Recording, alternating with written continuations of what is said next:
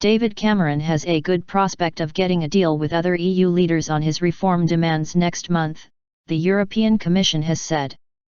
Jonathan Faull, who is leading the Commission's negotiations with the UK, said it wanted a deal in February but it would be up to heads of state. He said the Commission would not accept anything that threatened the four freedoms, including freedom of movement, the EU was founded on. But he suggested it may be possible to get a deal on the UK's reform demands without treaty change. He said expectations have been raised that a deal will be sealed next month. There is momentum leading to a very good prospect that agreement will be reached rather soon, Mr. Faull told members of the European Parliament in Brussels.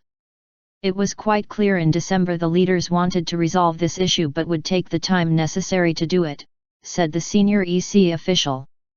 He told MEPs that the EU referendum campaign in the UK had already begun in earnest, but would continue on a more formal basis once the renegotiation process had finished.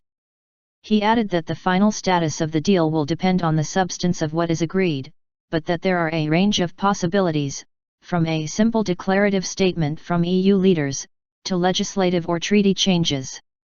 He added that there were many areas, in the Commission's view, that could be settled without treaty change, which would take a considerable length of time.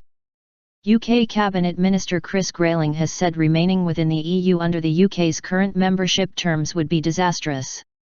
The EU was heading towards closer integration, a path the UK will not and should not follow, the leader of the Commons wrote in the Telegraph. It is being seen as the first sign of a minister preparing to campaign to leave the EU in the UK's referendum. A government source said Downing Street was very relaxed about the article. David Cameron is to allow ministers to campaign for either side of the debate.